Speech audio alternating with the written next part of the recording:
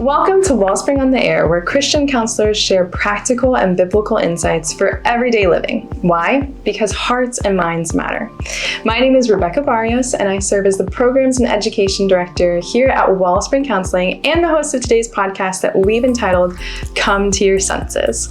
With me today to talk on this topic and all about experiential therapy is the one and only, the president and co-founder, Tova Krebs. Thank you so much for being here with us today. We're excited. Thank you, Rebecca. I love working with you, and this is a fun topic to talk about. Absolutely. Yeah. So we've gotten to sit a lot and kind of talk about experiential therapy, how we use it at Wellspring as a whole, both in our programs, in our education, in individual. And I feel like a lot of people don't know that we do that. We go beyond talk therapy. What does that mean? So we have a couple events coming up this fall, which you all are invited to join us, starting September 5th all the way to October 3rd, every Thursday night from 6 to 7:30. It's free to anybody who wants to join to kind of experience experiential therapy with Wellspring. But we've entitled them Come to Your Senses, and we kind of use that term literally and figuratively. How do we kind of come to that topic or come to that title? Well, we can talk about experiences next, but the title is that we want to come and use our senses, sight, sound, smell. We want to use our senses to come to our senses. In other words, to think and feel in really great and healthy ways. Yeah. And we can use our bodies to heal our minds. That's awesome. So using experiences we kind of talk about using experiences to process our experiences. So before we kind of jump in, I think the best place to start is what about experiences? So why are experiences important? Why do we need to process experiences? Well, I think God designed us that way. So our senses inform us about the world. Yeah. And what we get informed about then affects what we think and what we feel in our emotions and even how we behave, because we take in all this information through our senses and then it affects us. So our experiences are our biggest teachers. That's true. Yeah, absolutely. And so can you kind of flesh that out a little bit more? Give us a couple examples of how you've kind of seen that play out, our experiences influencing us and being our teacher. Well, so let's say as a child you get bit by a dog. And from then on, you're terrified of dogs. You can't go near them. You think all dogs are bad, and you can't have a pet, and you can't date that guy because he's got a dog or whatever it is. Yeah.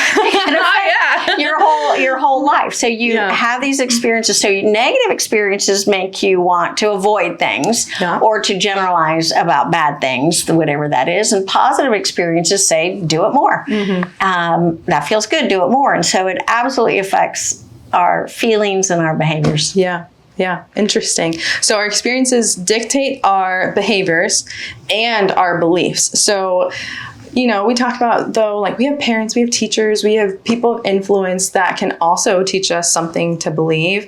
How does that kind of play in with this experience and with being taught about? Well, teaching is important. We go to school, our parents teach us, we teach our children. It's obviously very important. The Word of God teaches us, but it is actually slower learning. So repetition is probably of teaching is actually kind of a repeated experience of the teaching, and it sticks. But you can have a one-time traumatic event that absolutely changes you. So for instance, if you are in driving class and they tell you look left, right, left before you cross the road, right? Yeah. You're there 6 weeks, you learn it. But if you have one car accident in 30 seconds where you didn't look left and you got hit, you'll forever remember that. For the rest of your life, you'll be like, don't forget to look. Yeah. It's a faster teacher if it's got a profound impact on your senses. Yeah, that makes sense. I mean, it goes in line with that statement, I've got to learn this for myself versus learn from somebody else. Yeah, like our parents or our older siblings, we never listen to them. And then we come back one day and say, guess what I learned? And they're like, I've been telling you that for years. Yeah, right? it hits different, okay? It does. When you experience it, you go, oh. That makes sense. I'm pretty sure we weren't talking about the same thing. This is different, but it often is. So we learn these lessons, but are they always true, through our experiences? Absolutely not. So our experiences are real, whatever happened in time and space. But after it's over, all that's real is what you have in your brain. Right. And what we have in our brain, our memories, can be very distorted. So our experiences influence what we believe, but do our beliefs influence what we experience? Well, at least what we notice about what we experience. Okay. So if you already believe that something is true, that's all you keep noticing. So if you believe a certain type of people behave in a certain type of way, a prejudice, then you notice it every time they do it. Yeah. But when they don't, or somebody in that same category does it differently, we dismiss it, or we excuse it, or we literally don't even notice. Yeah. So we can very much distort our beliefs because we only see what we already believe. Yeah. And I want to say it again, we only see what we already believe. It's a scary thing. It is. But there's a lot of truth to it. Yeah, so that is very scary. So what you're kind of saying is our experiences, okay, dictate what we believe, and then conversely, our beliefs dictate what we experience. So we can't really trust either or. So what do we do with that? Well, we have to recognize it's true, first of all, versus, oh, well, that's what I believe because this happened to me once, or this is always true. So that a little bit of humility is the place we start, and then we need to spend a lot of effort trying to figure out what truth is. So we need to analyze it. We need to ask wise people, is this true? What really happened? What else is true? We need to compare it to the Word of God.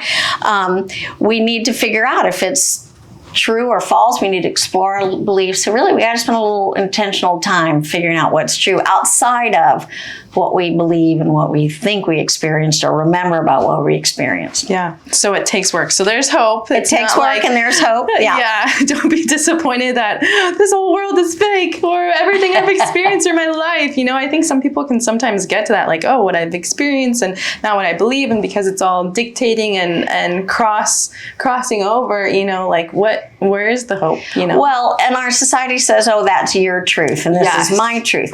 So what's right about that statement is that none of us has all the truth, and we have it from our perspective. We have different perspectives. What's wrong about that in society is that there is truth outside of what any of us get. There is God's truth, his view of what really happened in time and space. And so we need some humility that none of us gets it. Yeah. And the wisdom and discernment asking from the Lord too in that. Man, that's awesome. So with this idea that our experiences teach us, how does that kind of look and play out in the therapy world? How does that relate to therapy, our experiences being our teachers? So people come into therapy because they want something different. They want to change some part of their lives or heal something that's happened. So we can use talk therapy and we can have insight and we can give empathy. And there are a lot of things we do, obviously, in therapy. But it's mostly using our left side of our brain and our words. So it's not usually using our senses. And at Wellspring, we like to pull the senses in because they're better teachers, right? So we can pull in our experiences to, first of all, to reinforce maybe a new insight. So, for instance, I decided to start a new exercise regime and nutrition, and you know how you do it every year. And this time I did a piece of artwork that had a collage of all the things that I'm going to picture for myself after I've done this. So that art piece, those images and working with my senses makes it more likely that I'm actually going to do that. So we can use experiential things to reinforce what we already do. We can write on rocks and we can make pictures and we can create symbols and we can do a lot of things.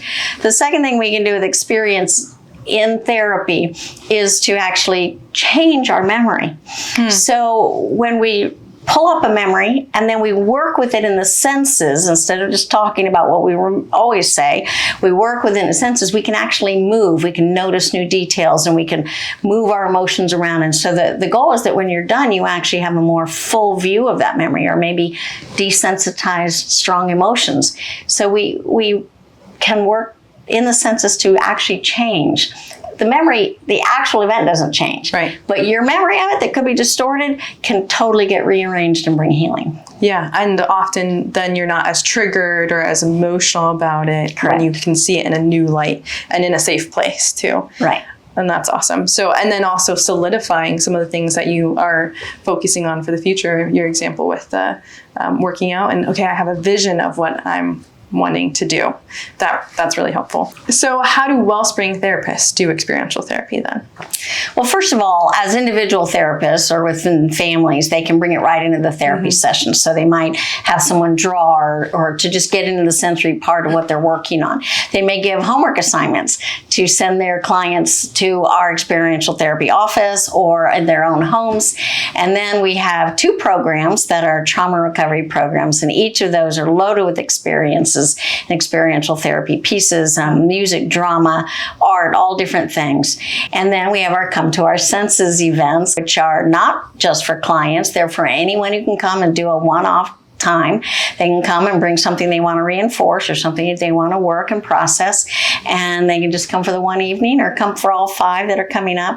Yeah. So that's the different ways that we use it. We have things like burn bowls and acrylic paints, and we have punching bags and sticks that we break and rocks that we write on, and all sorts of powerful things. So we use them in all those ways. Yeah, I think it's really awesome the way that we're able to incorporate that and to really see when clients come in, even to our programs or just to these one-off sorts of events, to see how people kind of just like are open to this idea of there's something beyond talk therapy that can help just as much, and I can make steps in the right direction, and wider steps too, in a quicker way too.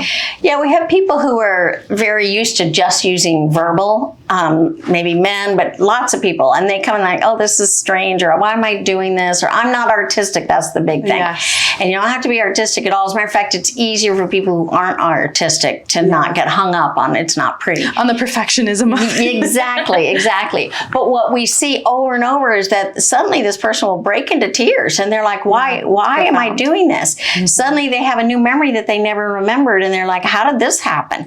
But it's because we're working with the senses, which is where the experiences are mostly stored. It's amazing. It really is. It is amazing. Thank you so much, Tova, for joining us on the podcast today. And thank you for tuning in to Wellspring on the Air. We hope that you enjoyed the content today, and we hope that you can join us at our next couple events, the Come to Your Senses, starting September 5th to October 3rd, every Thursday night at 6 p.m. And I want to remind you that it's free. We don't want money to be a barrier, so just come.